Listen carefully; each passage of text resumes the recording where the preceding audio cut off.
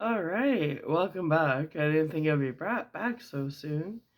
We are just before 3 a.m. What time is it?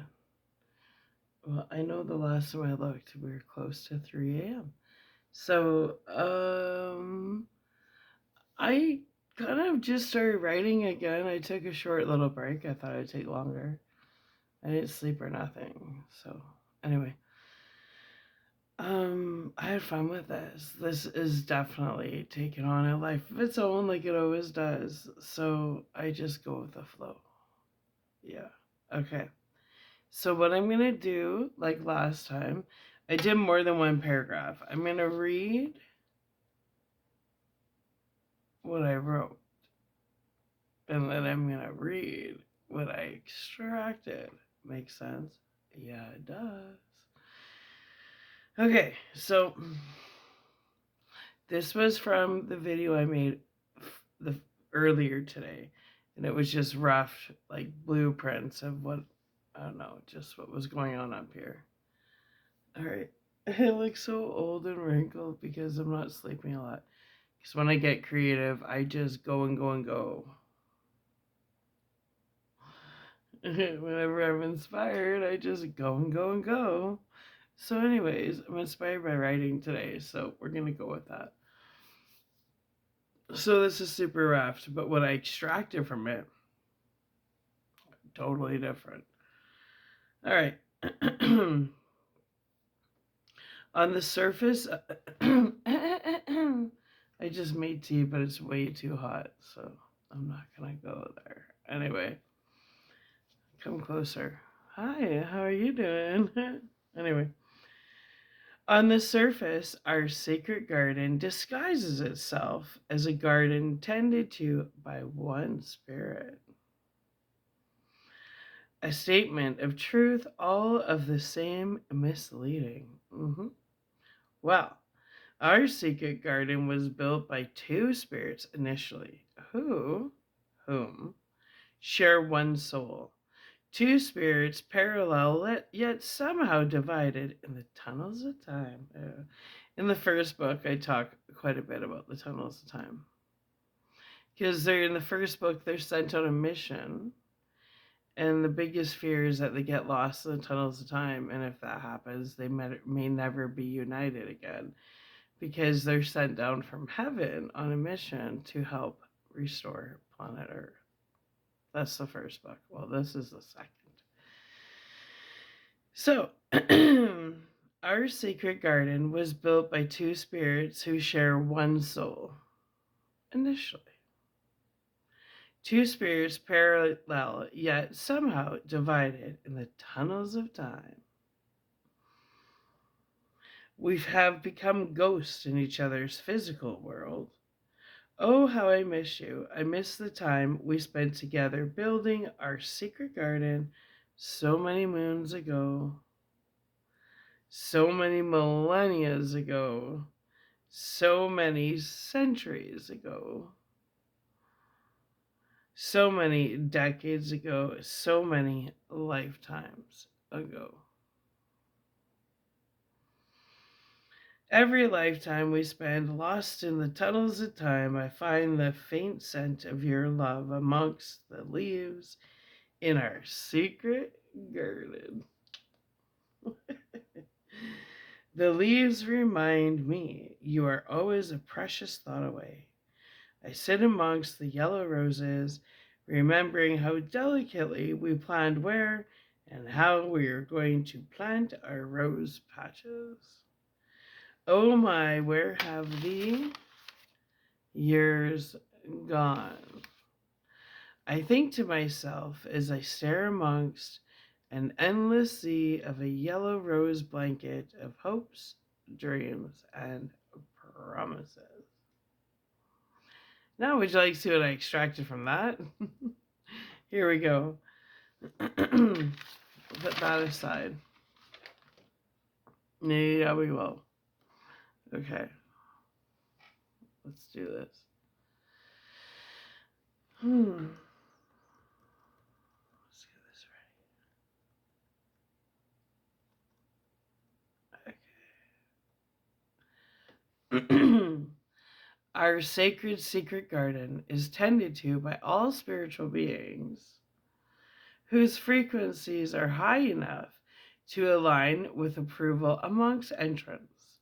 It is in our sacred secret garden where downloads are retrieved and endless ideas are extracted from all aspects of its surroundings, from the tallest tree to the smallest grain of sand. No matter how big or small, all energies in our secret sacred garden holds meaning, holds truth, holds futuristic ideas, solutions to future problems, and endless possibilities to fill our earthling imaginative minds. Initially, it was myself and my love whom laid the foundation to our garden and the initial blueprints.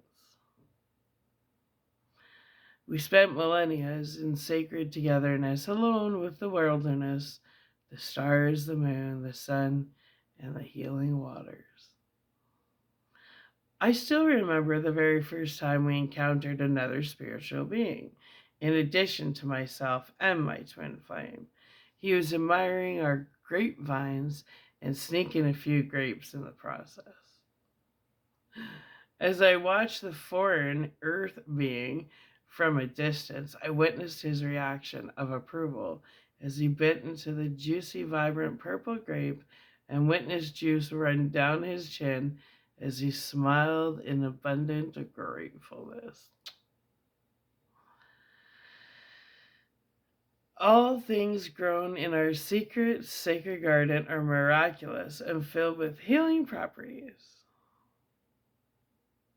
The gift of maintaining a high frequency is the spiritual being is welcome to mentally venture here to our secret sacred garden to heal any and all aspects to aid on their earthly trials, tribulations, obstacles, and tasks.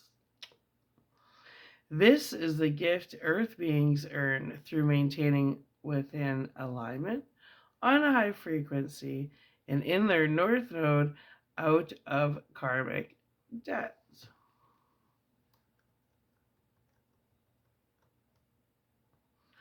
Over time, more high frequency beings within alignment have beautifully created a soul family. As one's frequency, sorry, cat shedding season. As one's frequency raises our standards here at the secret sacred garden, without any effort or notice, their spirit will naturally find themselves here in the garden through dreams, including daydreams, fantasies, and meditations. As their spirit evolves, they will find their spirits end up spending more and more time healing here in the garden. However, as life throws earth travelers curveballs, many find themselves falling into temporary karmic debts. Fault is not considered upon entrance into our secret sacred garden, for our rules are non-negotiable. Circumstances change at any rate. Therefore, any karmic debt will decline entrance into the garden with absolutely no exceptions. However, the moment one's earth debt is cleared and residing back into their north node, Dharma frequency, they will instantly be granted entrance back into our secret sacred healing garden, back with the soul tribe. Basically, the secret is in understanding and obeying at all costs the universal law of cause and effect. Many spiritual beings unite with their soulmates and twin flames here in the secret sacred garden. Like make out central much? Just Meet me in the garden. Wink, wink. Nudge, nudge. Just kidding. Anyway, on Earth, many twin flames and soulmates are in separation on Earth, living parallel life experiences, but apart by 1 degree in separation. On Earth, 1 degree separation is best described as being a ghost in the other's life, trapped in the tunnels of time on separate timelines. That sucks. I write about that more in my first book. But anyway, yet through alignment and maintaining a high frequency, the two are able to unite spiritually here in the sacred secret garden. Therefore, when Earth travelers wake up from dreams where they swear they were living a completely different yet familiar lives with familiar yet unfamiliar people, it is actually here where their spirits are experiencing their higher selves timelines. The longer one remains in alignment and on a high frequency, the more they are capable of experiencing deep healing and longer periods of time here on the sacred timeline. 1 minute here in the garden is equivalent to a week on planet Earth. Now imagine how much that can mess things up. A lot can happen in a week on planet Earth if you are on autopilot, right? So this book's going to take some twists. And that's what I just realized when I started writing today. Oh, this book is fun. It has some twists and turns. It has a life of its own. I'm just the avatar writing it. So anyways, this can cause a lot of... Okay, let's read that last sentence. The longer one remains in alignment and on a high frequency, the more they are capable of experiencing deep healing in longer periods of time here on the sacred timeline. 1 minute here in the garden is equivalent to a week on planet Earth. Right? So a quickie in the garden, well, that could be a couple months gone on planet Earth. Think about it. Anyway. But think about the possibilities, like how, well, we're just going to write about it because my brain's already thinking about how twisted and funky the story can actually get. Well, anyway.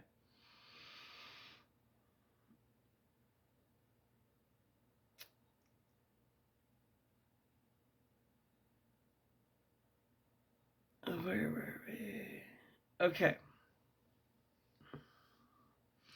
This can cause a lot of confusion to the Earth traveler's experience.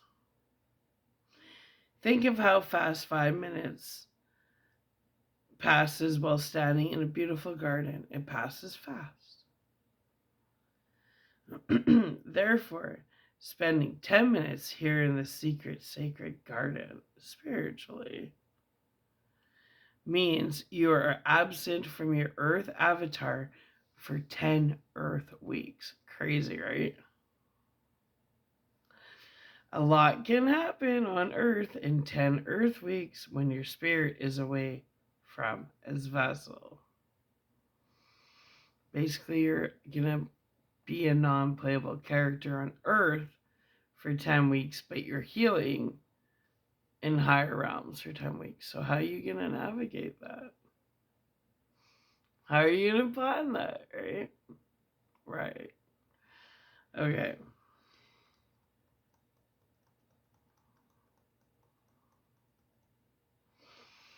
On the Earth realm, myself and my twin flame are in separation. We're essentially ghosts in each other's earthly experience. We feel a great love out there amongst the stars.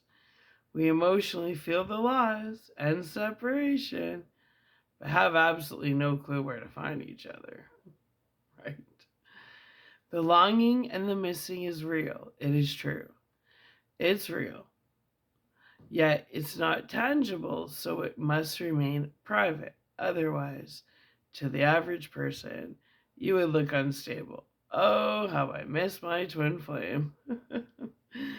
I miss all the time we spent together in the beginning building this garden so many millennials and moons ago, building over the centuries, sowing seeds over the decades, consistency over so many lifetimes in separation.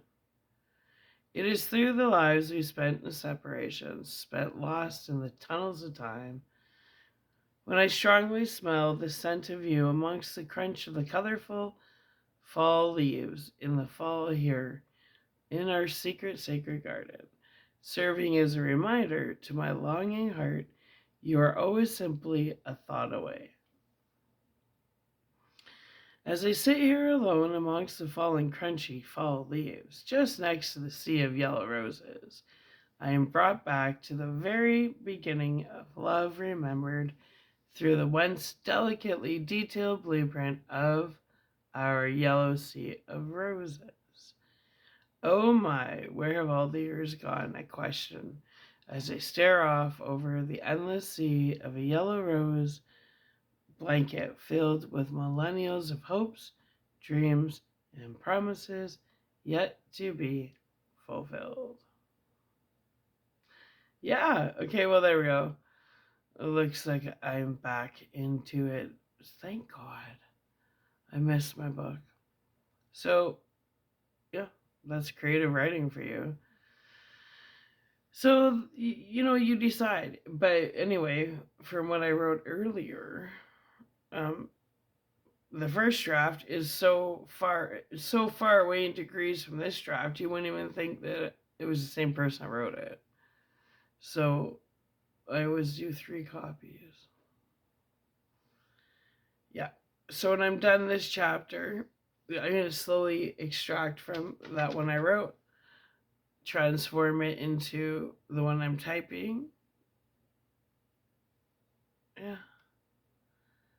And at the end, I'll reread what I wrote in the first video, followed by what I've extracted in this one, and you can see anybody can create a write. You just need to,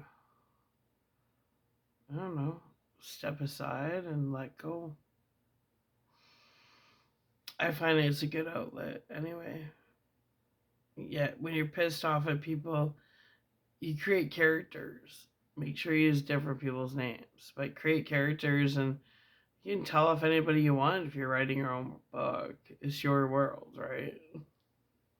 I mean, it's just an example. I was telling Jake that I go, it's a healthier way to release your anger is create a character and let them have it. Even if it's just a small little part in your book, at least you got it out of your noggin. All right, people, I'm done. I'm done. I'll be back later after I extract some more from this. Why? Because why not? All right. Sweet dreams. I love you. Bye.